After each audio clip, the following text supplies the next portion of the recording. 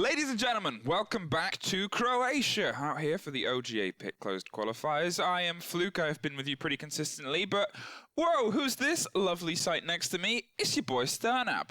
It's your boy, indeed. So I'm going to be joining Fluke just for this playday, and then tomorrow Demo will be back, and I'll be joining him as well for LATAM. But for now, we're going to get into our second playday of EU. So this should be some good games coming up. Yeah, welcome. So far, obviously, we've seen some, I think chaotic is a very fair word to throw out there based on the games that we've seen go down. The very first, and I'm still going to put a little asterisk there because I don't know if the Reddit has finished double-checking this, 14-0 out of any of these comp scenes that have ever been done. There's been 12-0s, but never a 14-0, so that was a first.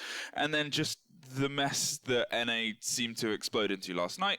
EU has been a little bit more par for the course, but who knows what's going to happen on Playday 2. 3 games, 3 best of 3s, as has been the standard. G2, August, and Penta already found their way to the next tier, but today let's find out who can join them. BDS versus MK is the first, Chaos, Vegasy the second, and Secret Syzygy the third. Yeah, I think we're getting into this early part. These are lower seed versus higher seed. These are expected to be quite one-sided games, and for the most part, as you said, these have been some pretty expected results. I don't think anyone was kind of upset by any of these coming out so far. So BDS is expected to be the kind of victors here, but there's definitely upset potential here. MKers are no strangers to high-level comp. They have played Challenger League before in previous seasons. They do have a couple of experienced players under their roster as well. I think it's always worth considering, and I know it's sometimes written off as not an excuse, but a factor is what else the teams have on their plate. And MKers do have some other stuff going on, but BDS have the playoffs to get into Pro League. So that's a very big thing that might play into the mindset, might play into the mentality of how they approach this, whether they try and hide stuff, whether they try and still working in. Obviously, they did get a new coach today, 2 hours ago. Fisker has joined BDS. I'm assuming he hasn't had a huge amount of time to make an impact on the games today. Well, I think you'll find when a coach gets announced, they've already been trialing for a while as well. So, hopefully that he does have a big idea of what's going on here and that he does have a lot of stuff prepped for this. But I don't think that BDS are going to be particularly worried about this matchup. But as you say, BDS do have a couple of things coming up, so maybe not want to show all of their cards in this matchup. Yeah, and that's the thing. I think it's fair to see how we've kind of broken us as I quickly fling across my notes to try and find the first EU Playday, which included otherwise some big teams. As we saw, G2 managed to find their way through their games. It was a 7-4 and a 7-4 against Existence. I think it was a tighter game than a lot of us expected, in a way similar to the SSG game of last night, where the Pro League team was a little bit slow and steady. We're going to throw ourselves into the map ban. However, now it is up and running, and I know you've got a lot of fun statistics about this. Yeah, so, I do love a bit of map bans, and I'm sure you know that about me. Cheeky bit of map ban. BDS, pretty much every single Challenger League playday so far, have either banned Villa, or it's been banned for them. They've never gone to Villa. It's the only map they've ever been to, so I'm sure it's been no surprise that they are going to ban out Villa. MK is a little bit more of an unknown factor. They did lose Bank recently in PG Nationals against Ghost Skiller, so potentially they might want to ban that this, but also, a good map for BDS is Border and Consulate. Potentially one of those maps gets banned out by MKs here. We'll have to see what that kind of mentality is going forward. Also, a very popular map ban for BDS is also Cafe. They've banned it out 4 times during the season of Challenger League. So yeah, Consulate is going to be banned out by MKs. I think that's a good ban. That is BDS's strongest map. They haven't lost on it. They haven't drawn on it either. Well, it does free up both Border and Coastline, as well as Clubhouse, which you said has been a good map for MKers.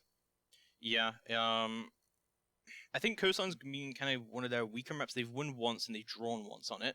Of course, BDS went through the entire Challenge League season so far completely undefeated. They've only drawn twice, and that's been on Coastline and on Border. So we'll see Border as their first pick. It has been one of their stronger maps. They have won 3 times on it. They're definitely a big favorite there. We'll see what MKs want to do here. I think, honestly, MK is going to pick Clubhouse. It's definitely one of their stronger maps, and they've won twice on it so far during PG Nationals, so it's definitely one of their stronger maps. We'll see how that does go down and see if MKs want to go to that, or if they want to go to one of the weaker maps. It might be Bank, but no, it's going to be Clubhouse, so we'll see how the rest of the bands go down here, but I think that's kind of what we expected, right, for those first 2 maps. Yeah, Clubhouse and Border is a fair pick between the pair of them to be able to find their feet in on this opening playday. We assume at this point BDS are going to look at Cafe as their next ban, another map where they've pretty consistently taken it out of the roster, but at the same time it falls down to what MKers want to remove first. I feel like they're going to take Bank out of this because, yes, they have done some performances on Bank, but BDS are a good Bank side. They are. They've won once so far during Challenge League season, but also you get a bit like BDS don't like Cafe. They banned it out 4 times so far. They have been there. They haven't been there, and they haven't done anything with that so far. So like maybe they'll ban out the Cafe here. I don't think they're going to want to go to Coast either. I don't think either of those maps would be good, but MKers could make that tactical decision for them by removing Bank and forcing BDS to pick 2 maps that they probably don't want to go to. Yeah, I guess that's always the way that MK is now. It's in their favor, have, well, the option of playing those kind of games against BDS. And when you are looking at a bigger team, potentially, and one that is not only doing very well in their league, but doing well in every single competition they seem to find, it becomes a bit daunting when it comes to the maps. And you start trying to think of any creative way to be able to, I guess, stutter the role of the French giants.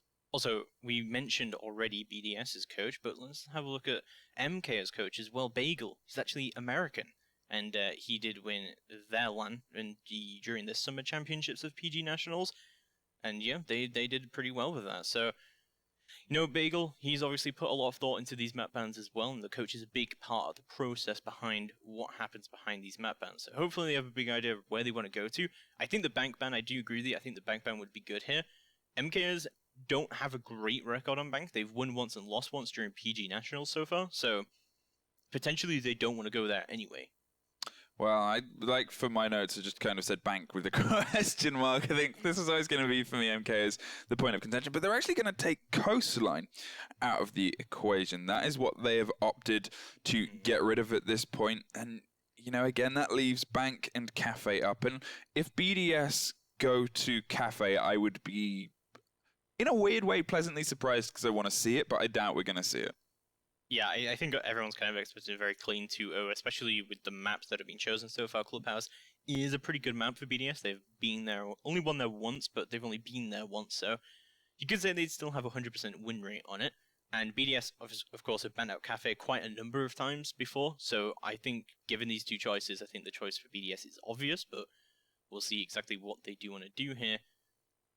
Obviously, going to a map that they've already been to before is a big plus for BDS in this situation. If they don't want to show all of their hand for relegations, they can just, look at what they want to do and they can just say, okay, we've been to Border 3 times already, let's just go there again. Yeah, I think it's one of the fair things as well, and we may as well point this out, because we are talking about BDS being this huge team and MK as being, they are doing bits in the leagues that they're playing in, but they're kind of more minor leagues than what BDS has managed to achieve in their, theoretically, in this build, shorter lifespan. Yes, they've got Renshiro, who has a huge history. They've got Shaiko, who is putting up unreasonable numbers, I think it's fair to say, in the leagues. But at the same time, in MK's recent history, just in the kind of CL qualifiers, they beat Salamander, which was a team that got close, Supremacy, Game Award, IGP. They were able to take maps in their form from some of the teams that, if they didn't make it, got very, very close repeatedly. They hit a semi-finals and an upper finals, losing to Existence one time round as well. So, you've got to realize that this is a team. It's the hard thing about this scene, and there goes Cafe, and we head to Bank, as we predicted. The hard thing about this scene is it's so developed on that tier 3, tier 2 kind of cusp, that even though MK is, as we said, they're a lesser seen team, it doesn't mean that this is going to be the write-off that a lot of people might be expecting. Potentially not. MK should have a good idea of how to play Bank, even if it hasn't been a strong map for them. It's been the only map that they've dropped during PG Nationals. They lost to Go Skillet there, but it could also be a great map for them as well. They could have a good idea of how they want to do this. They also have info on how BDS play it as well. So, there could be a decent amount of prep work that's gone into that, but I really just think that MKs need this to go to the distance. Yeah, obviously the thing about BDS as well is seeing them on this extended kind of system. We've seen them have pretty good performances on bigger stages and pretty good performances in these best-of-3 situations, but their weekly best-of-1 is undefeated. However, how much of that is a staying power? It's the hard balance of, for me, when you bring in kind of talisman players, and especially when you've got a lot of other stuff going on external dynamics, how much of that could potentially impact a performance on a day like today, and what MKers, if they are sharp and on point, are able to take advantage of. Yeah. I think there's also, like, that mentality if you go into a game against a team that on paper is much, much better than you, there is a bit of pressure mentality-wise, as well as BDS. You've got to be still thinking about their last Challenger League playdate and also towards relegations as well that they now secure for themselves. So I think there's a bit of pressure on both sides right now to see what happens, because best of 3, you're not messing about there. There's not really a lot that you can hide. You really have to bring pretty much everything to the table here. There's it's not like a best of 1 where you can hide quite a lot of stuff and you can kind of just play your own game quite well. This may be brutal, and if BDS let this go the distance, that is going to be really bad for them, because even if they win, I think 3 maps is just not where BDS wants to find themselves. Yeah, and we found ourselves in and amongst Bank twice so far in the region on the first play day, and the very first time was between Trust Gaming and Team August, 2 obvious CL teams, and it was the first time we saw overtime in the entire competition. Yeah, so, Bank can be a very, very, very defender-sided map as well. Don't forget, like, it can go very, very, very back and forth. So, and we've seen some decent comebacks come through, especially from NA yesterday as well. So it can really be a map that can go very, very back and forth, and I think if it does get to the decider, MKs do have a decent chance to take the series. It would be, I think, an upswing, but as we've said, this whole kind of system so far in this tournament has been pretty exceptional for those kind of games, especially, obviously, some of the stuff we saw NA only about 7 hours in the studio. But we are able to jump in now into the first game of this best of 3 as we find ourselves heading over to the border. So we'll be moving into border, as you say, and the first ban, of course, from MKs will be a Thermite, actually. So that is an interesting ban. We haven't actually seen MKs go to border yet during PG Nationals. I'm not sure on CL calls if they went there before, but we'll see what BDS want to ban. They have banned Buck here before, which I thought was an interesting ban.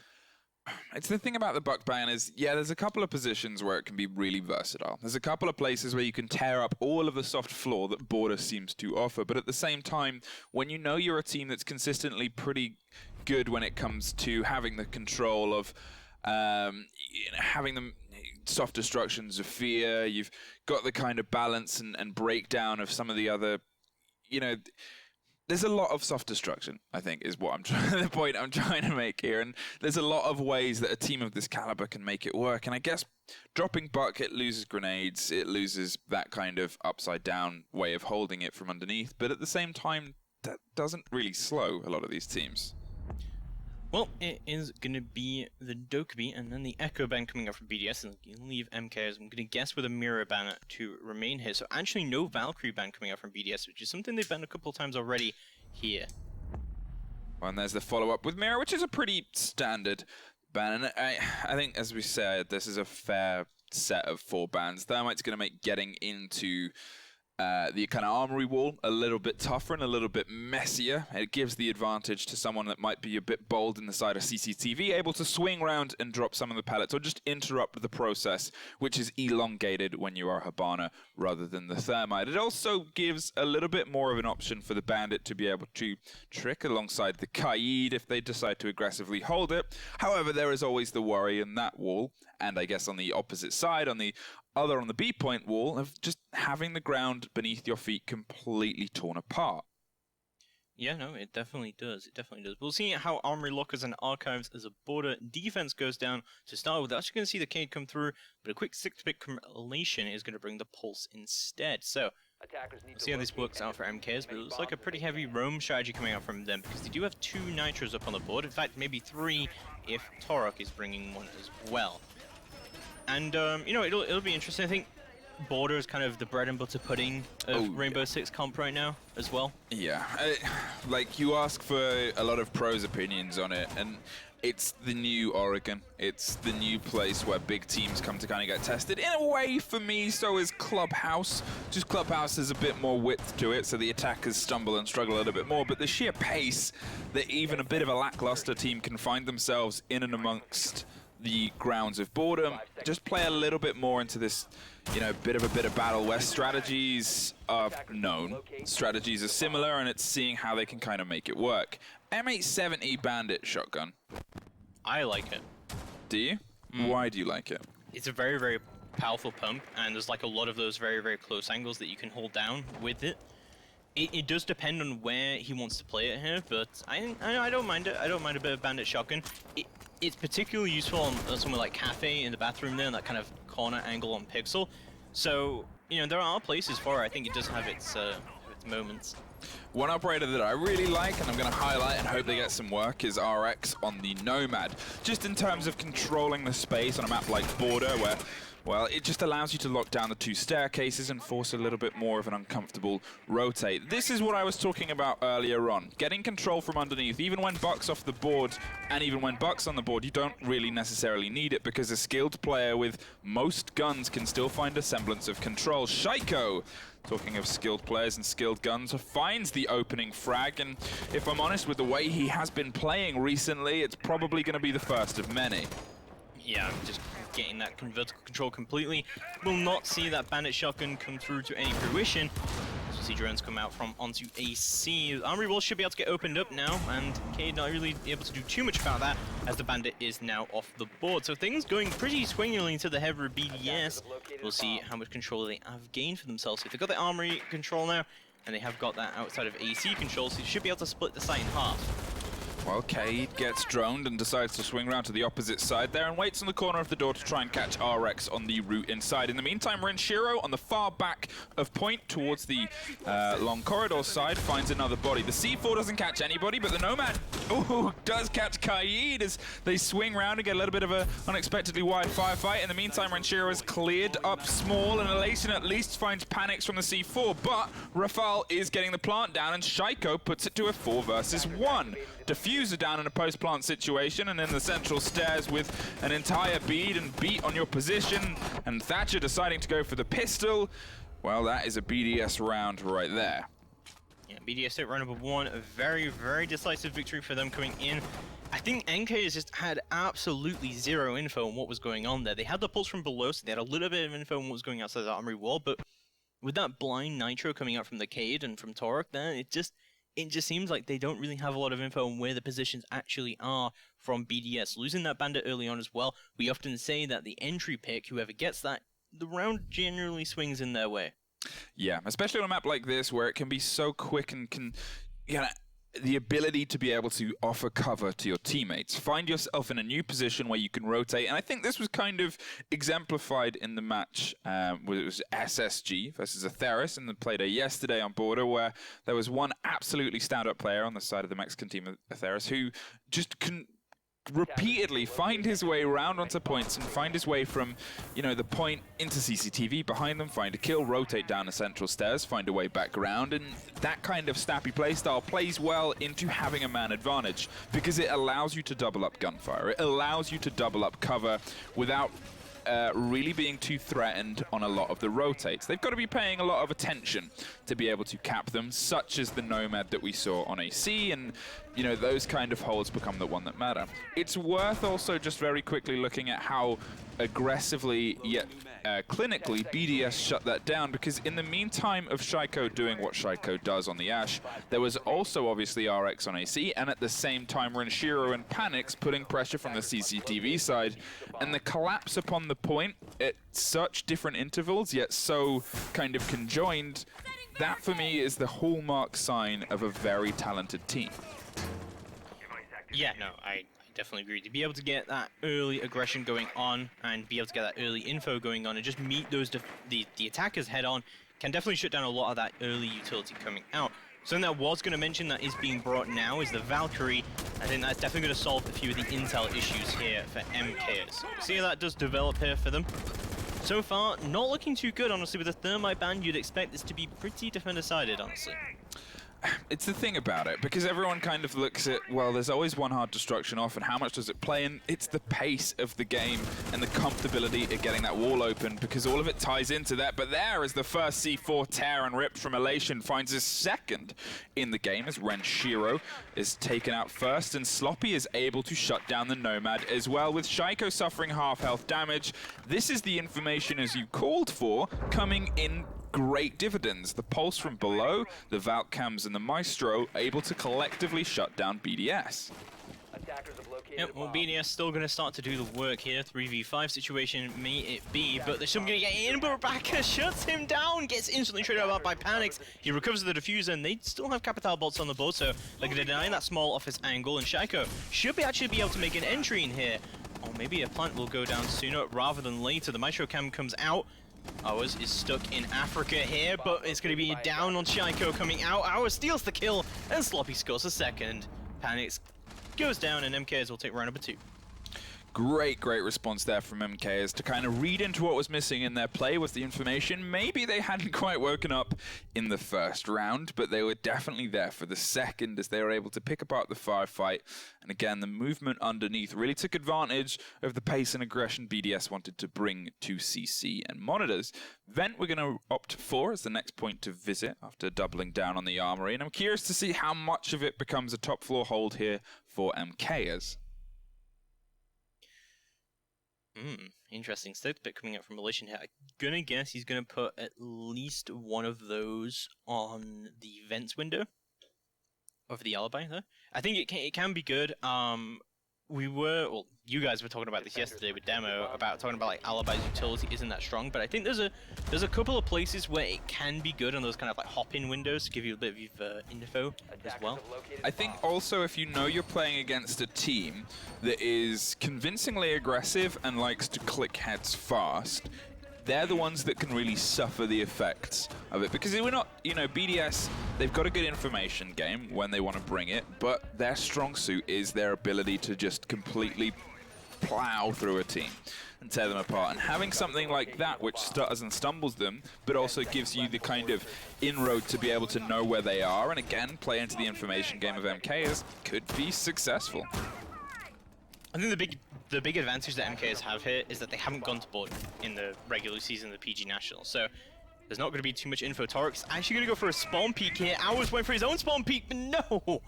It's be Torik. That loses his head for that one, but Panics is dead. That's Capital off the board. That's a huge pick coming out from MKs. Yeah, especially as we've seen them kind of bring that towards the push as well. It becomes a little bit of a big bit as they start to set them up for the smoke. And one of the things that you're often holding your head in your hands about is the use of utility by the attackers and the use of smoke plants and pushes. But BDS have generally been pretty well balanced when it comes to that. They don't really bring a huge amount. They'll probably throw a lot of soft destruction, some roam cover, and then trust the guns and the smokes of Capital. But outside of that, it's done well. And unfortunately now they've got to try and opt and operate without it. So back are going to be holding this long angle into the office, but things still looking pretty even here. And honestly, MK is getting that kill into the Capital. As we said, that is a huge pick up indeed, but Raphael going to kill another one. Back are going to go down. That's the Maestro off the board. That's that powerful Aldab. Also, the Maestro Cam's not able to fill their full utility usage now. So that's a big pick from Raphael coming out. As long as he's got that angle into Archives now as well, he should be able to split the site in half, and he should be able to move quite a lot of this upstairs control. Minute 30 on, plenty of time, and this is something that we said BDS were good at before. The split push and being able to find themselves on multiple different angles to then collapse. You can see them setting up with Shaiko above in fountain area, trying to push steadily across towards armor. You can see them underneath as well, trying to apply some pressure from Tellers as they also start to crack open above Sloppy. They want to get all of the vertical to allow those bodies inside Tellers on the far side and inside the bathroom to find their way across. And that is down to Shaiko and RX at this point, just to apply some more pressure, shepherd the defenders in, or just shoot them in the face. Sloppy suffers a fate, and RX sets one up as it's suddenly now a 4 versus 1. Shaiko going to move in and do his entry work as well. Elation does find one, but instantly traded out by Shaiko. It's going to be BDS, all of them for round number 3. Much more aggressive from MK is there, which I think might surprise a little bit because you're thinking about MK's position here. You think BDS, very, very aggressive team. Well, let's meet that aggression with even more aggression. And at the start, it was actually working out for them. I think maybe if they kept it up, it would have worked better for them, but not going to happen so far. We're going to move into round number 4. It is going to be a customs defense instead, this time from MKers. This is interesting. Especially with Vigil now on the board as well, which kind of shows that they want to lean even further, potentially, into this aggression. Obviously, they're opting and, well, re-opting as they bring back Alibi to change the operators that they're bringing. They want to change the face of how they're doing this. One thing I will point out from BDS in the previous round, compared to the round they lost, they just stormed in on the round they lost. And I think they almost underestimated MKers.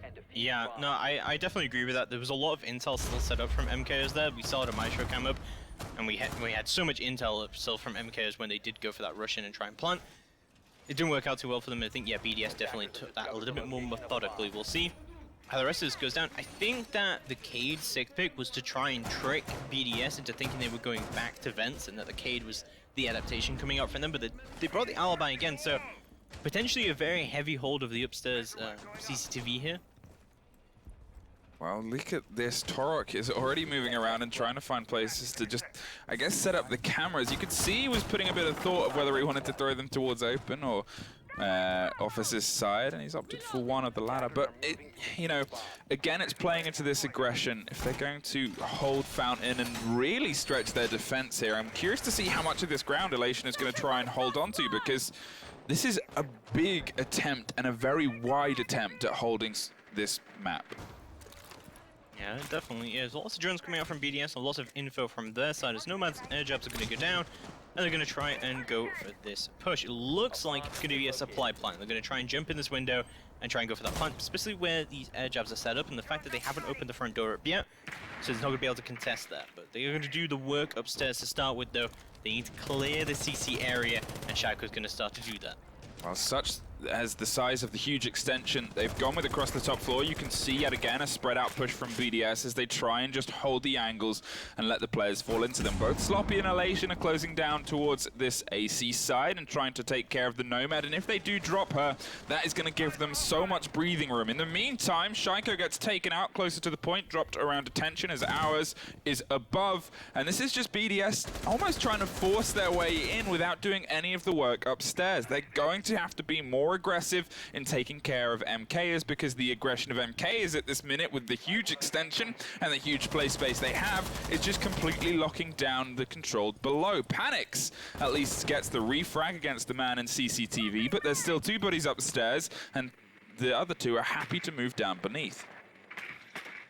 Yeah, this is really good work coming out from BDS so far. They're starting to slowly eliminate the CC control, but they have lost Shaiko, they've lost their main entry so far. Ashray, I guess, not too bad, but you could argue for BDS they've lost a little bit more utility here. Drones are going out in heavy amounts, and they still know that there are people upstairs in the break room. This isn't so good, but oh my god, what was that? Elation with a great peek. Renshiro goes down, he tries to contest more, but I think Elation could be happy with this, honestly.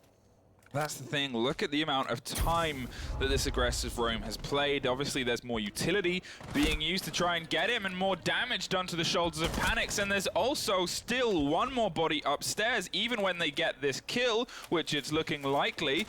Vigil may still be able to find some more damage against him, and then that leaves them with roughly 30 seconds. RX locks it down. Vigil rotates around with Torok almost looking like he wants to flirt with the idea of doubling down, but there is the pickup against Sloppy as well. 25 seconds on the board. They finally have vertical control, but they've got to find a way to get this diffuser down and execute below. If Baka and Torok can play this conservatively, they can really lock this down. I say as he wide swings and finds two.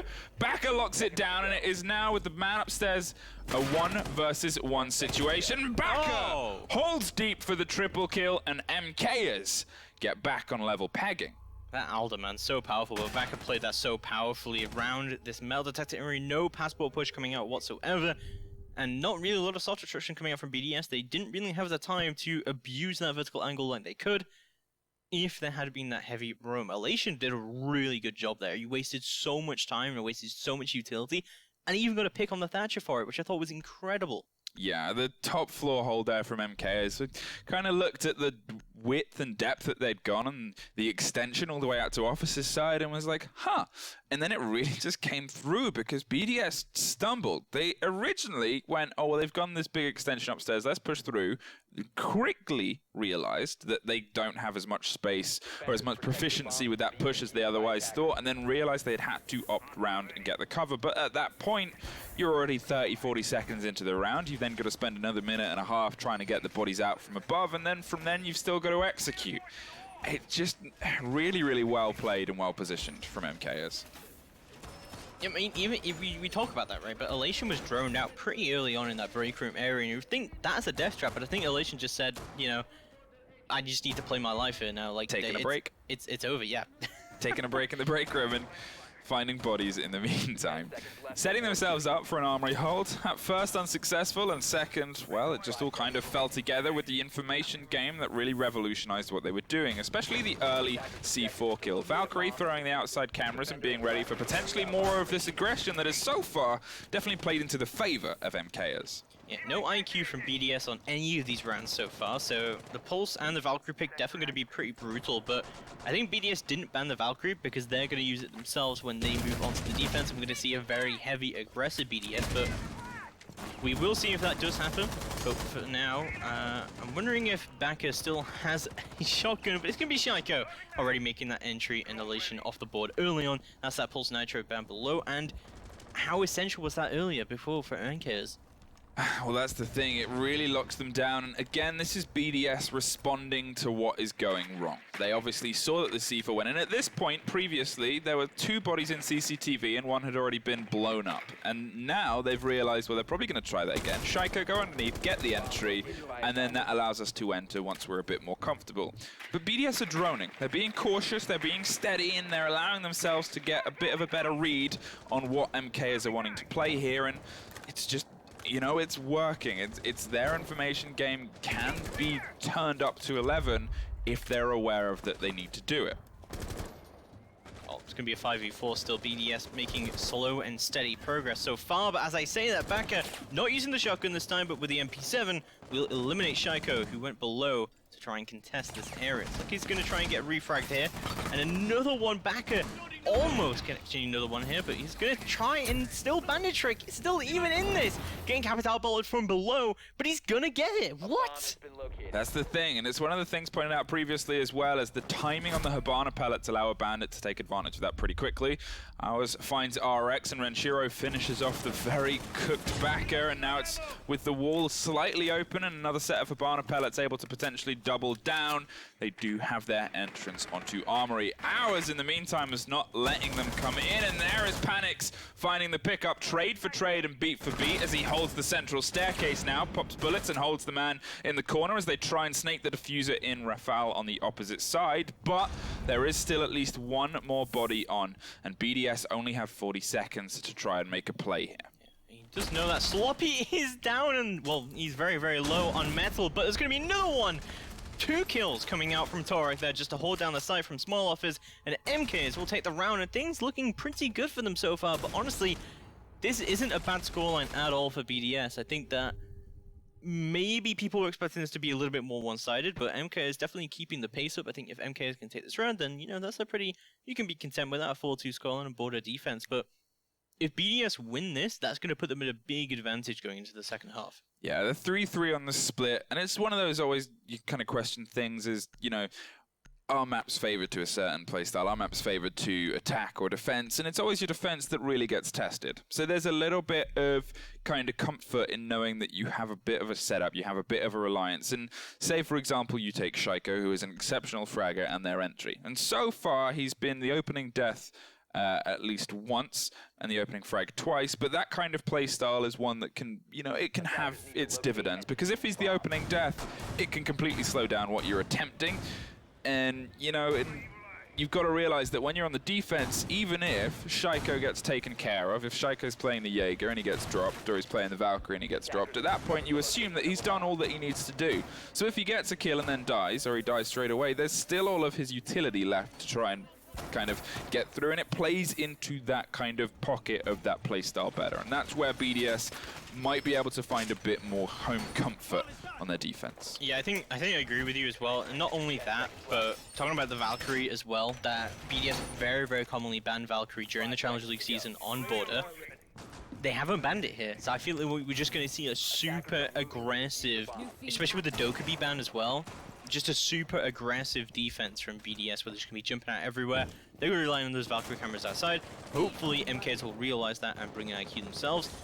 BDS haven't brought an IQ at all, and I think it's really been punishing them, honestly.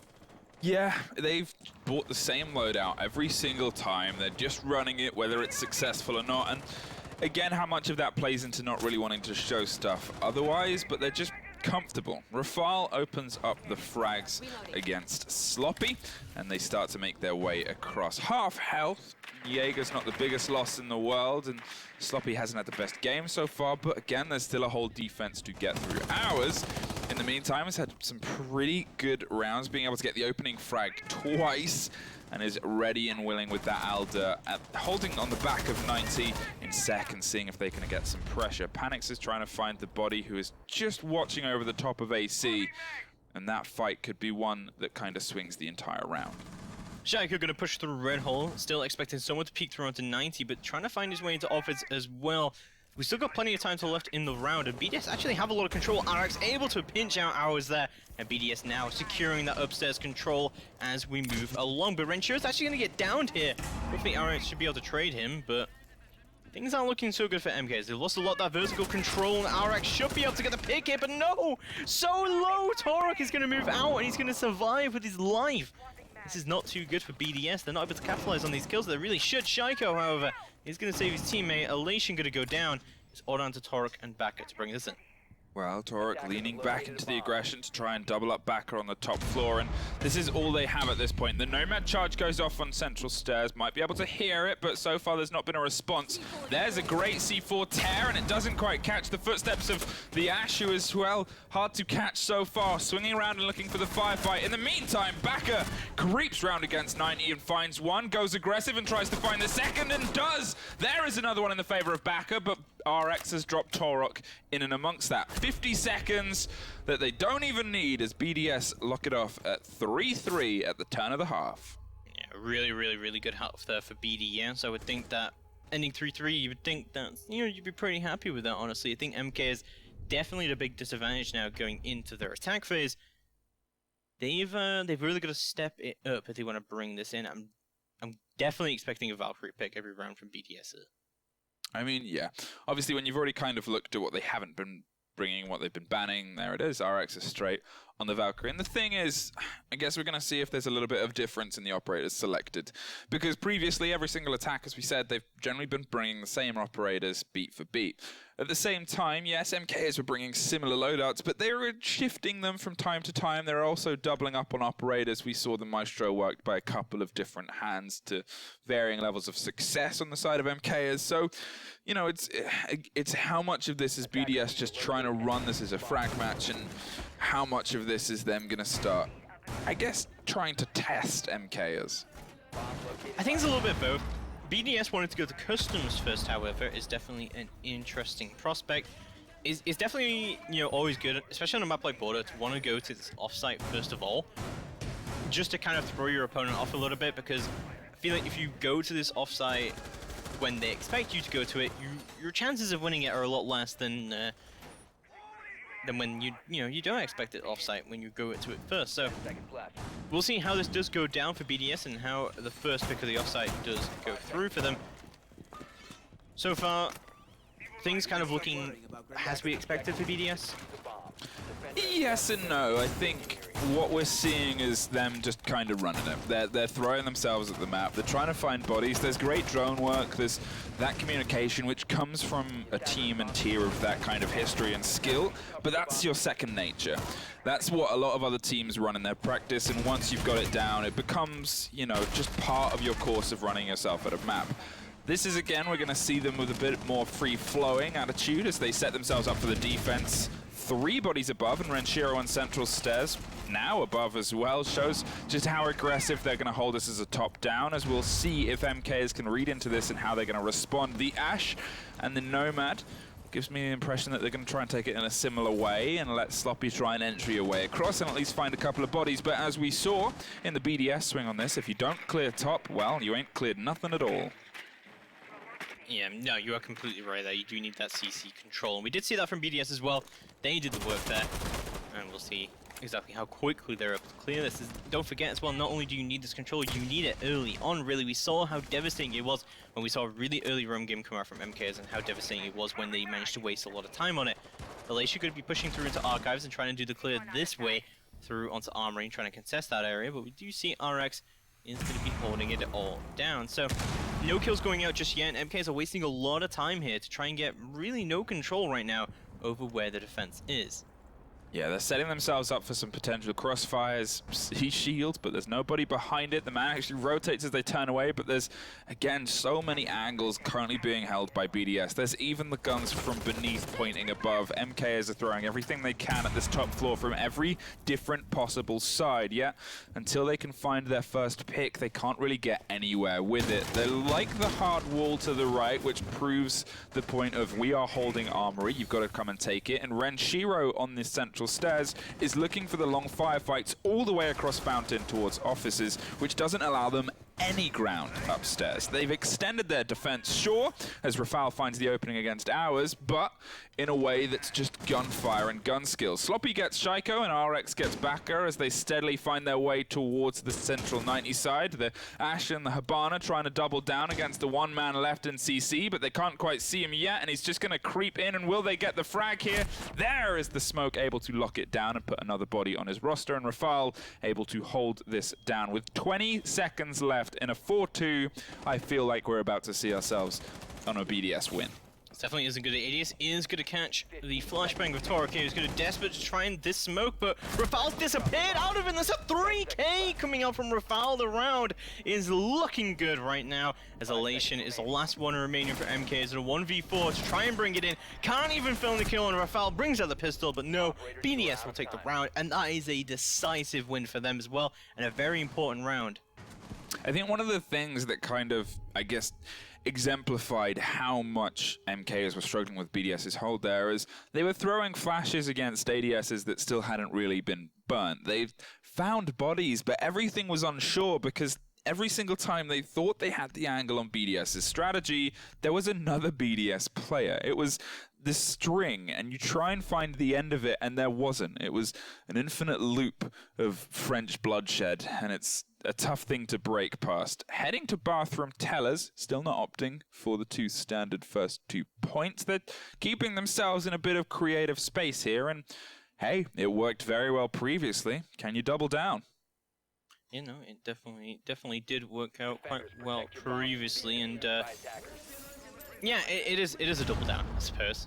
You go to both the offsites here. BDS are looking to be very, very aggressive here, but surprisingly not bringing a Valkyrie this round. I'll be honest, I don't think it worked out too well for them. I don't think that they got that much info from the IQ, from the Valkyrie, and they noticed that MKs were bringing that IQ. They've since moved off of that, but yeah, I guess I'm like not too upset by this. I think that, you know, this lineup also works quite well as well, especially for holding triple wall, because Cade can hold that triple wall quite well.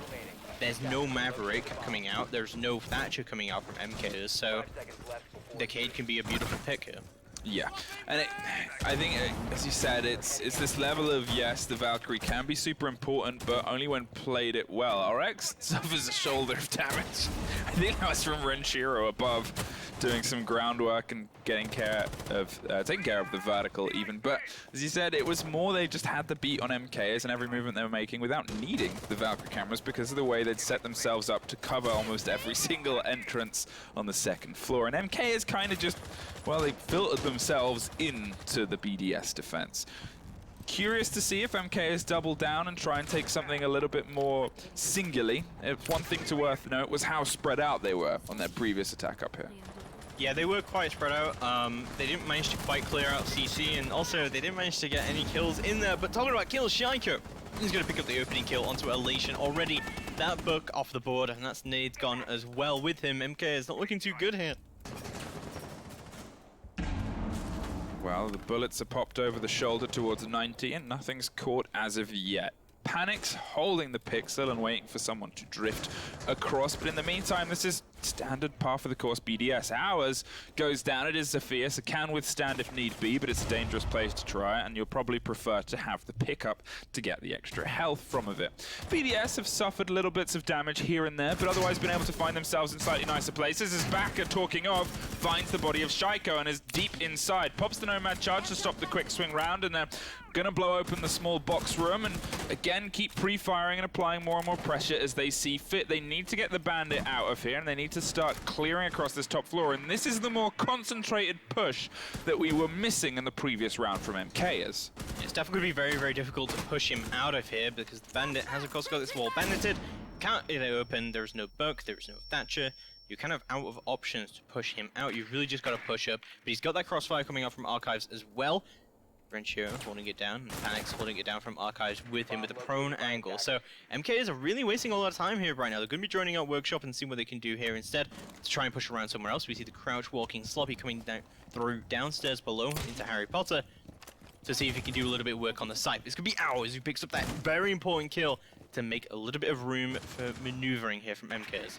Well, with Renshiro bringing a bit of balance back, it is still an open space now in a lot more of the top floor. He's pulled away from the central stairs as Backer is going to try and swing around, and whether the drones are up to date at this point, as Kaid is playing the close corner and unfortunately not takes care of Backer, who's been a big part of keeping them in it. Sloppy at least finds Rafal on the far side, but yet again Renshiro is back to balance it off. Hits the Claymore that he didn't see, and RX finds Torok, so it is a 1 versus 1, and MKers! The crouch walking Ash through the center of the building, snuck like a spy, and found some bodies. What a throw from Renshiro. I can't believe he didn't see the Claymore there. That was a huge mistake coming out from him, but yeah, big sloppy mistakes coming out there right at the end, and yeah, Sloppy himself being able to do a little bit of work there at the end. Crouch walking Ashes, they're a danger. They're a dangerous thing sometimes, and I think that's what it worked really well there, is instead of trying to find the firefight in the end of the string, they had all this attention, and Sloppy kind of went, well, here's some open ground. I'm just going to try and see what happens if I make my way, because we know that there's 4 bodies upstairs. We've started to collapse upon them, taken 1, taken 2, and forced, you know, the rotation. They still are vertical, but I guess it was a bit of a misplay from Renshiro. If he still had control above, with the guns that he had as well, to be able to open any bit of floor that he wanted to with the shotgun, and only about 20 seconds left on the timer, that would have been their round, and oh no, there's Claymores. It's unfortunate. It's unfortunate. It can be hard to see Claymores there, but we'll see how things do go down and see how they progress as we move into round number 9, and we still haven't seen a core sight from BDS yet. 10 seconds left. I mean, yeah, they're happy to kind of keep the roll going on the creativity, and so far it's mixed results, I think. They're still kind of, you know, they're setting themselves up with these covers and setting themselves up with these pre-fire as well. Good rotation, obviously, from Renshiro to go from those central stairs to head back towards the officer's side and kind of, you know, fill in the blanks of where they lose players. I think that's always a good thing to see from a team, is being able to kind of sub in, and when bodies start to drop, have the ability to double down on the cover where you need it most. Here comes the pressure from MKers with a little bit more pace here. They're already making their way in towards Break Room and CC, and it seems like they want to try and hit BDS a bit on the back foot. Toro going to be moving up through CC and see what he can do, and yes, you are right, pushing on that back foot. And still, big issue missing from the MKers roster here is, of course, that Thatcher. It's going to be very, very hard to clear the bandit out of the small office here and to be able to do really any work on that. We do still have Elation up on the board, and if he can get him below, or if he can use these nades effectively, he can definitely do a little bit of work himself. Well, Panic's still setting up and was holding that as a crouch angle before. Flash grenades pop off above, and they're trying to apply that instant pressure, and who falls first could be the maker of the rest of the round, because obviously Shaiko was the initial death, and from then on it seemed to be a pretty balanced pick and trade system. Backer yet again with some aggression that's really generally been swinging swinging MKers into BDS and finding more and more bodies.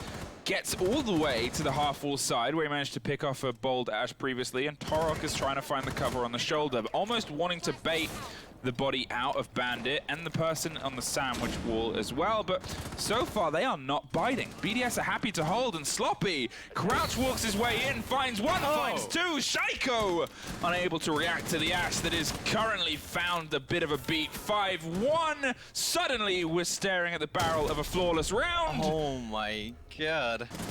What was that? That is Ash maining, and we talk about Shaiko, and we talk about Ash, and we talk about just pushing in, but that was Sloppy. That wasn't Shaiko. He just moved in and he just murdered those people. Those people have families, Fluke. Yeah, well, Ash does not care. Ash has people to kill, and we're going to head to Customs. Again, we're going to take this, and this was a very, very good hold from BDS, and that just from their positioning alone kind of locked out MK as Lion on the board for the first time today. Potentially going to be sixth pick, there's always the possibility, but as I said, if there's a team that's changing what they're doing, it is definitely the MK as Zafir is the swap from Lion. Doesn't bait anything on the side of BDS that has been, I think Stoic is a fair way in terms of their operator selection. BDS just do not want to go to a core site. They will refuse until it is match point to go to Armory. They will continue to go to off sites. They're going to go back to Customs. We'll see how this is going to play out for them, but yeah, not looking too good for BDS all of a sudden. Although you could argue they went to Bathroom Towers twice in a row, which is definitely the worst site on this map without a mirror. And yeah, it didn't work out for them. But MKers, you know, it kind of looks like for a while that they're stalling, but what they're doing is they're just playing the time until their flankers can come in and they can shut it all down. So Sloppy did a really good job there at the entry, but being able to play that patiently and being able to, like, you know, throw out the occasional flashbang or shoot the occasional drone or just do something to just let your presence be known, so they're worrying about you and they're not worrying about Sloppy running up metal stairs. I think the thing about it was as well is obviously Baka was coming in with a bit of furious energy. Shaiko's holding the spawn peak angle with the ACOG and seeing if he can find any bodies. And, you know, able to be that aggressive on that wall and not have any response from BDS, and then for someone to come in and find two more bodies, and look at the aggression already coming in from underneath. They're not wasting any time, MKers. They've realized what needs to happen here is they need to apply some intense pressure, and Sloppy is kind of leading that as well. And in a way, they're drawing a bit of attention away from the Ash to find some ground and find some bodies, and, you know, the strategy is working. Hold previously on this, as we said, was very, very good from BDS, but it was against a very different MK, as there's a little bit more aggression, as Shaiko opens up the frags and takes care of Baka again, who's been a big part of, as you said, kind of drawing attention so the flankers can find their flank. Yeah, the heavy CC hold coming out once again from BDS, and before from MK, as they just got torn apart here. As, yeah, it looks like they're just going to continue to get torn apart. Torok is going to get revived on this E-stairs here, but he's already taken a decent amount of damage. They're trying to push in through offices now, trying to get open this archives wall and just trying to slowly do that damage across the board, but they still really haven't managed to get a frag, and Renshiro, talking about getting frags, is going to pick up one of his own onto 90.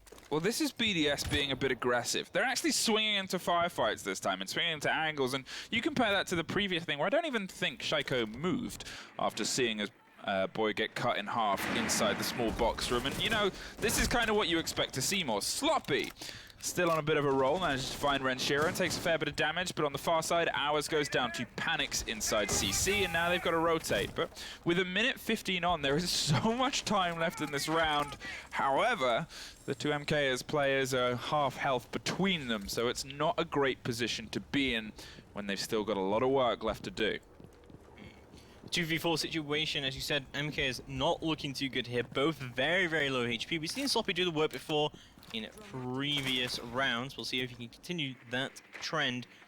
Droning comes out into vents and see if this kind of progression is free. Of course, that heavy CC horde is still there. They've still got a lot of control upstairs, and they should be able to shut any aggression down into the site with that vertical play. So things not looking too good for MKs because they haven't been able to clear any of that out yet. But they'll try, regardless, to open up all these castle barricades and push in through the backside. RX holding steadfast above and is in a good position to collapse behind, but might not even need to. You see them drop and take the firefight, I say. Might not need to, but does anyway. Gets the last kill, shuts down the round with 20 seconds left. There's the drop. Should have kind of got picked up there, but is able to do a little bit of a 180 kill. Yeah, I think this is now starting to look a little bit more like BDS than we were looking like before, and they will go finally to a call sign. We're going to see Ventilation Room and Workshop coming out from BDS, and once again, picking up the Valkyrie. I was kind of hoping they would hide the Valkyrie and then 6-pick onto it. I mean, it could work, but the thing about MK, it depends where they put the cameras. Because obviously the kind of go-to on this is external cameras. Where we've seen a lot of these firefights from the side of BDS is inside the building. They've kind of let them come in, let them get a bit of ground, and then drop it. But the 6th pick to the Mozzie. Well, okay, so now I take it back, because if that was their intention to start with, now they've baited out an IQ 6-pick. So now they've taken utility away from MKers, just with a little bit of that trick, and Jackal no longer being brought, so there's no longer any of the smoke grenades. And again, from MKers, no Thatcher coming out from them. So it's going to be hard for them to do this upstairs clear, but we'll see how this vent hold does go down. But BDS looking pretty good to take this, but it's still actually pretty even. Yeah, I mean, that's the thing. MKers have really shown up with an energy that I think is, well, shown in the round count. When they find their way through, they're so happy and confident to keep a roll going, especially players like Sloppy and especially players like Baka, who have just continually been able to find themselves in and amongst the BDS defense with a little bit of fear, but a lot of plucky gun skill and the ability to keep finding bodies and then just keep pushing and pushing and applying pressure and force BDS, as I said before, onto the back foot. But 5-5, we edge ever closer to the end of the game. Somebody's got to at least find a bit of a swing. It has been consistently back and forth between these two teams, taking 2 rounds apiece. Yeah, it has been quite back and forth so far. But we've seen BDS just go to so many offsides, and I feel like they've kind of thrown a lot of these defenses away that they really ought to have won by now. But now we see a call site coming out from them, and really on this particular site, there's maybe 3 ways you can take it. You can go from the bathroom side, you can go upstairs from the armory side, or you can go straight for like a detention customs to vents take. And it looks like this is mostly a backside take coming from NKers, but they're going to go for that office side clear to start with, so maybe an upstairs take. Almost a great shot from Baka up onto this office angle. Well, trying to pull off the highlight reel worthy stuff here, but doesn't look like the Jaeger's going to fall for it, and they're just going to pull back and have to double down on what they're doing. MKers, this is weirdly to say the slowest they've been so far, but they're up against what is arguably a tougher point to take now. So they've got to be a little bit more formulaic about it. Rafal is playing above point with Shaika holding down on offices, and I like where Panics and RX have decided to double down inside custom side and make sure that they keep this kind of flat control. Renshiro has found the same firing line he had previously, waiting for a rotation from Fountain. Is in a great position, as we've seen him do before, to replace teammates or double down on them, the ones that start to find themselves underneath the pressure from MKers. They've generally opted for this southeastern side push, with Sloppy repelling inside open, which is quite a bold place.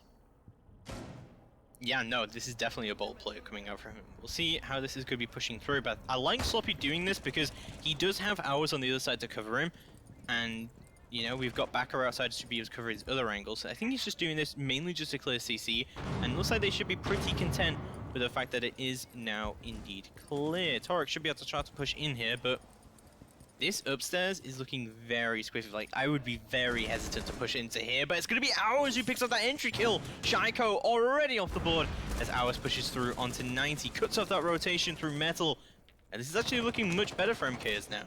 Well, they threw so much time and hesitation and being able to drop the bodies upstairs, and let's see if they can make it work in this final 30 seconds. As you said before, they're a team that is happy and comfortable to wait for the flankers to flank, and there it is. Hours finds, well, no, doesn't find it, as Rafal finds Torek. In the meantime, Sloppy at least puts a body back in their favor against RX, but with 20 seconds and bullets coming from underneath, it throws off the aim as they approach the heartfall, and the shotgun spray can't quite find the second there, but in the 2-2 with 10 seconds on, the diffuser cold and Buck even colder, this looks like we're heading to match point BDS.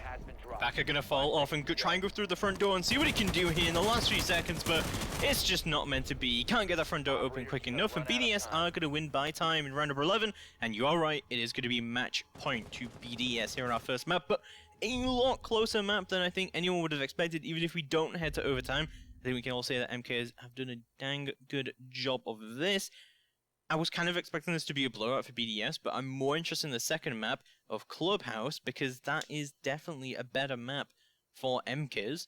And, you know, we haven't seen a lot of BDS play Clubhouse, so I think this needs to go to the full length if MKs really want to stand a chance of taking this series, but I think they have a decent chance to take Clubhouse if they keep playing like this. Clash pick on the Armory point. Obviously, this has been a point that they've kept secret the entire time. They have baited out the Kaid, which has been a big angle holder, and obviously the electronics on the wall means that they, well, don't have any now. They're just going to, I guess, throw the Clash as a bit of aggression. Capitao isn't on the board, which buys her some breathing room, but you are still up against SAPPHIRE and Ashe as a minimum. There's the frag grenades too, if the Jaeger isn't quite offering the same cover you might be able to dream of as a Clash player, so I guess we'll see if the coordination from MKers, which is, as we said, been pretty succinct so far in setting up the flankers, able to funnel themselves towards the Clash and take her out of the equation. She's an operator. The longer she's left alive, well, that 30 seconds, minute in the end just becomes very tough. 10 seconds left. So, BDS, match point for them, and they are going to go to that also known core site of the Armory Lockers and Archives. So it should be a good setup from coming out from them. I'm going to say, Rafal has done such a great job of shutting down these attacks on Mute and Smoke. Every time he's been just holding down that single angle, he's been doing a great job, but Panic's going to be peeking up behind RX, is going to take his head clean off by Sloppy. And Sloppy, again, has just been one of those really good trackers overall for MKs. Well, Shaiko at the run out drops Elation, and that is the buck off the board. A pretty big take, but there's still quite a lot of soft destruction still available to them. Now they've got to find a way to try and close down, and you know, there's still a lot of work left to do. They've done half the wall and kept the other as a point where they can peek to apply, I guess, some ability to shut that down. But again, with the utility that is in the pockets of MKers, they can make quick work of those ADSs and then theoretically the shield behind. However, Shaiko is not allowing that. Hibana off the table is a very big pick because that means those hard walls are staying hard and they're going to have to try and funnel themselves against a BDS firing line. 3v4 even right now for MKers. Not looking too good for them right now, but they still have plenty of time to work with and plenty of utility of their own as well. And they should be able to get that control as well. They've eliminated that CC control, and they should be able to start to push in now. They do know that there is indeed a smoke playing behind the shield, and they should be able to eliminate that shield with Zofia charges, and yes, they have done so. Clash, however, is going to move in as a little bit of a backup here.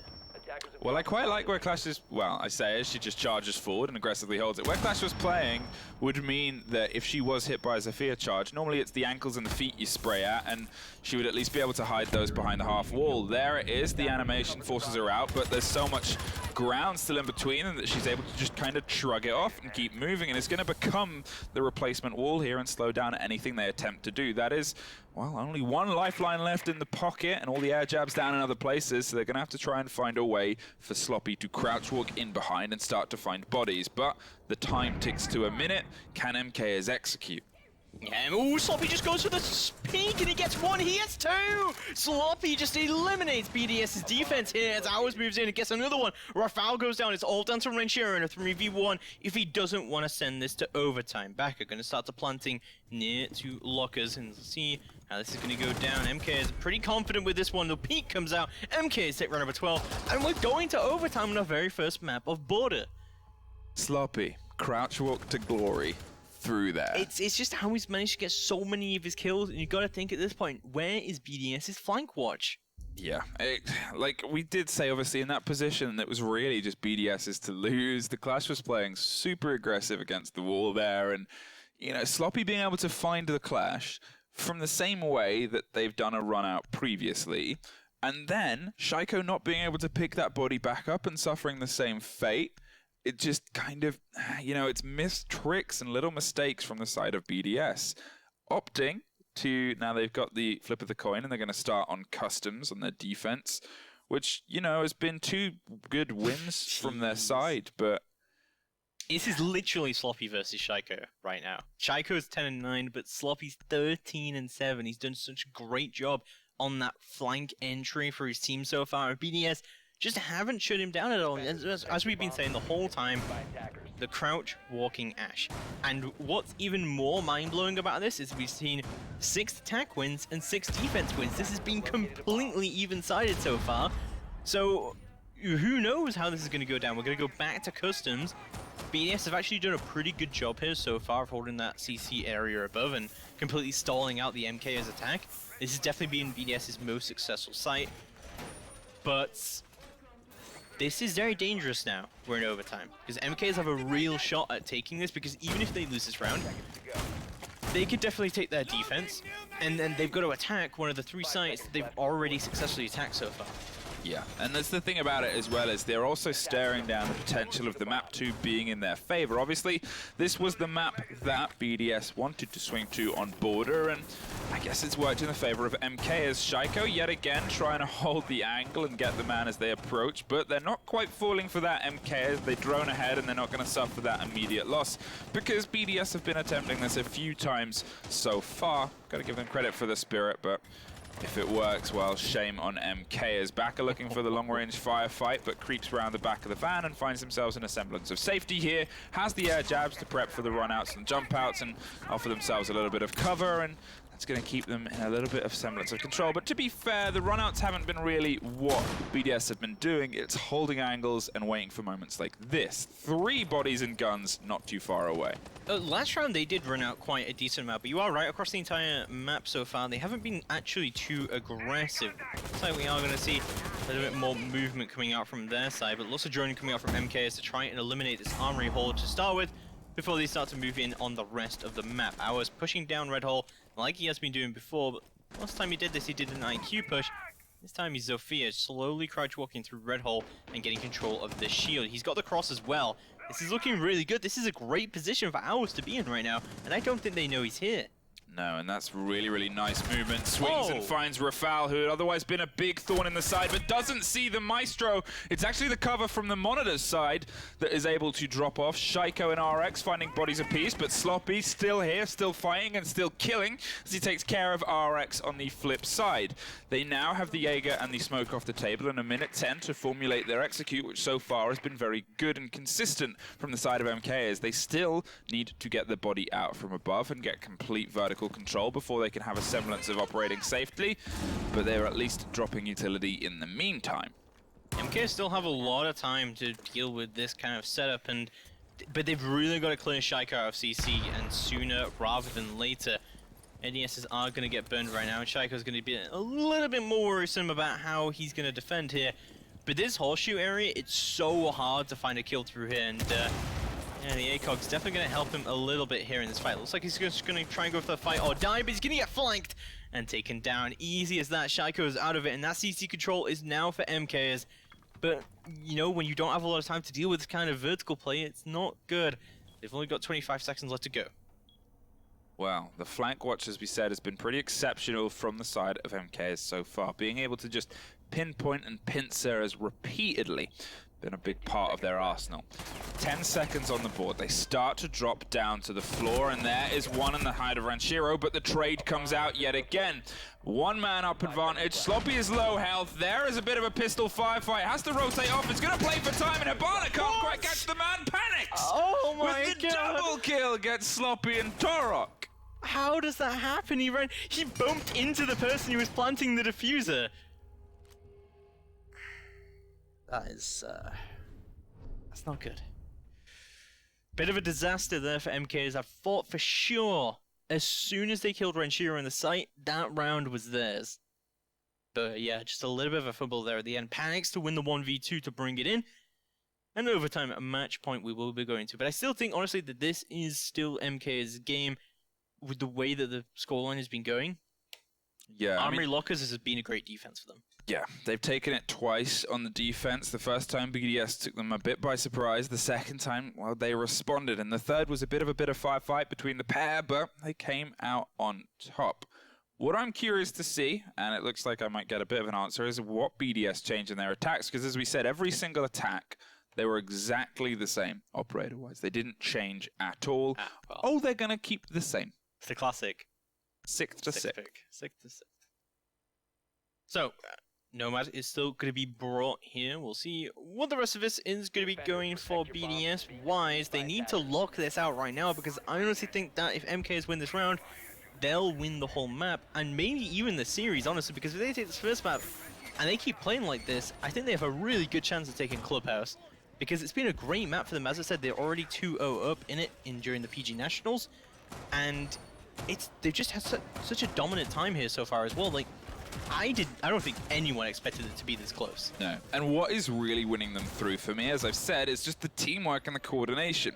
They're so good at finding out where BDS are playing and then just coordinating the push and running that alongside the time. Really, that last point is one of the only ones we've seen them struggle in the dying 10 seconds to get a body out. But otherwise, they have been consistently able to just keep finding flanks, finding the weak spot, and then completely exploiting it from BDS, who so far, energy levels-wise, just haven't really doubled down the same way that we've seen MKers manage. Well, we'll see what BDS really wants to do here, but MKs, as we said, have had a really successful time of holding down Armory. BDS haven't had a great job, honestly, of doing this, and as you said as well, they've been bringing in the same lineup every single attack, and they're going to continue to do that as well, even if it hasn't worked. Elation below, of course, with that Nitro, and he's been pretty successful with that as well, with the Pulse and with the Info. MKs have opted not to bring the Valkyrie, though, this time. They have been bringing the Cade. Yeah, they're going to try and hold on to the wall with a little bit more sincerity than previously. And yeah, this was something that we saw them actually attempt from the side of back. It was even in amongst all of the Capitao smoke and all of that, they're desperately trying to keep the Armory wall. They don't want that to fall to BDS, and I guess it begs the question, are BDS going to find a different way of responding? Shaiko previously has jumped in, but there is a man to Shaiko's left here, so if he's not paying too much attention and they get the opening frag, without the man behind you in vents, this could quickly turn to a quick trade here. There's at least the immediate pressure underneath Baka, and it's going to swing out of there and put more pre-fires, but there is RX dropped by Baka through the floor. Doesn't find one, but Shaiko finds Elation. The pulse is off the table, and now it's yet again in a bit of a tough situation. However, the wall is open in their favor, and MKers have to fall back towards point. Baka has just been playing this bandit so well and so aggressive around this armory wall. He's never been caught out for it, and he's almost always got a kill out of it. So from that first round he brought the shotgun, but other than that, he's done really well around it. We see a 4v4 situation developing right now. MK is looking very good to try and hold on to this. He's still got lots of utility on the board, but there's still a lot of time left for BDS to try and bring this in for themselves. They've got the wall open, as you said. That's their entry. They now need to start thinking about what they want to do elsewhere. Well, Hours holding the angle as someone gets nomaded, and that's just sloppy from Baka there, able to be taken down on the side, and that could be a big moment. The smoke canisters are popped, and Rafale charges in to try and get the plant down. You can see the body underneath, though, rotating towards central stairs. Maestro swings wide to try and stop it, and Hours finds panic, and the C4 finds a second, but Shaiko, with the cover, is concerned about the run out. Here's a Nomad go off, and now it's just Shaiko versus 2. They are both pushing straight in front of the man, pre-fires the angle, just has to eat time here, but it's going to take it really aggressively, and it works. Down to a 1 versus 1 for them to take it to one more map. Half the diffuser time and half health left on Sloppy. Can Shaiko pull this together? This is literally Sloppy versus Shaiko right now. Flashbang does go in from Shaiko. He's gonna know that he's on the diffuser. Sloppy knows he has to push this to Africa. He gets the kill! Are you kidding me right now? And Sloppy should be able to defuse it, and we're going to maximum overtime. What just happened? Defenders have disabled the bomb diffuser. Sloppy, you have been such a big part of MKers this time around, and it has been exceptional to see that obviously come down to the 1 versus 1 there. Let's just go back a bit. Go back in time. Season 8 Challenger League, End Gaming, now MKers, same roster, well, almost same roster, just a few changes since then. Make 4th place in Challenger League, but fall to Empire in playoffs, and then the next season, their Challenger League wasn't so great for them, and they were unable to requalify this season as well. They've gone to PG Nationals, they've done very well for themselves in PG Nationals, having won the last season, but other than that, MKs have kind of fallen off as a roster. And now we just see them. This is the revenge tour. If they knock BDS out of these OGA quals, that's going to be a huge upset.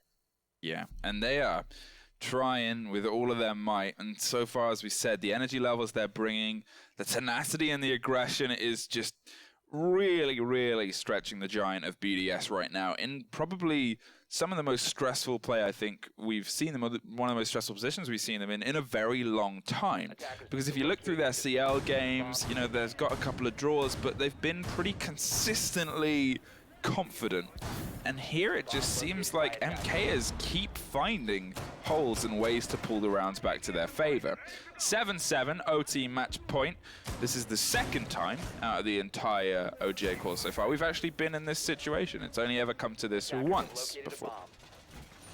It's funny because at the start we said that, oh yeah, we're expecting a lot of quick games. We're expecting, you know, this is low seed versus high seed at the start. You know, this is going to be the blur games. But we're already the first game of the day. My first cast of OGA close calls, and we've already gone to maximum OT. Yeah, OGA quals where everything is crazy. Statistics are made and then remade and broken and rebroken, and we're just kind of here for the ride. And I think today is the halfway point, I believe, of the closed quals. Yeah. Yeah.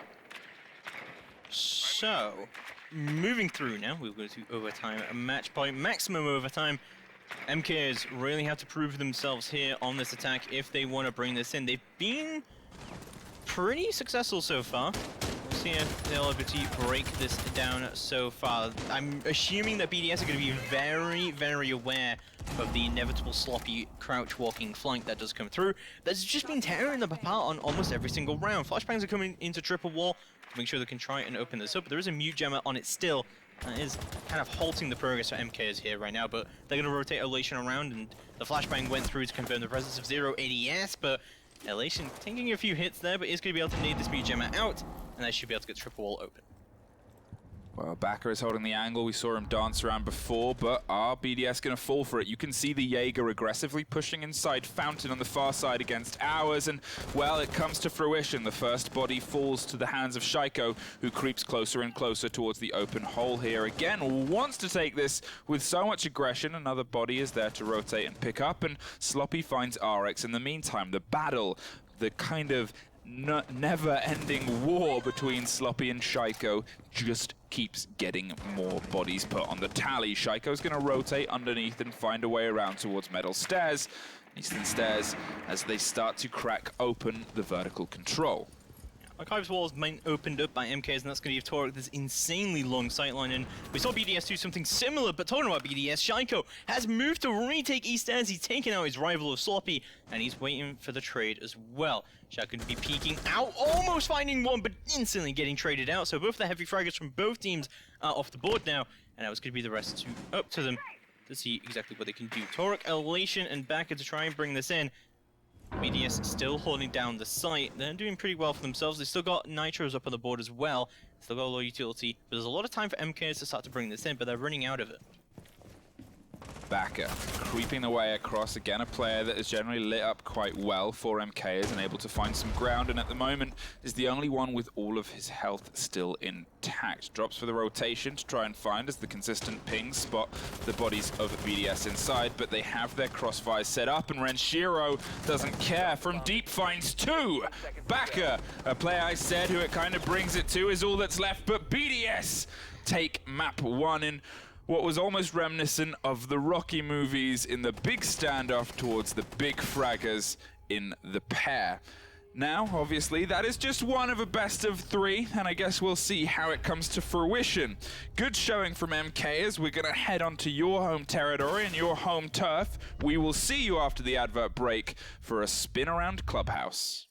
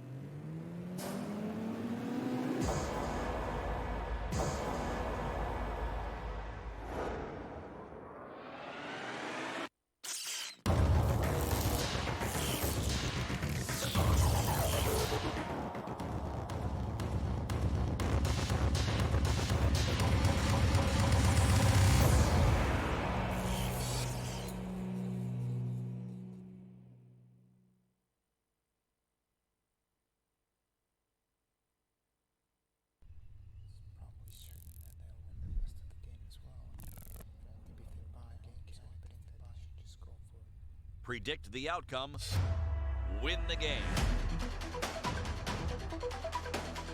Get live coverage and schedules for your favorite tournaments. Analyze, predict, and vote to gain points. Compete with other esports fans and climb the leaderboards. Strafe, everything esports. Download now on iOS and Android.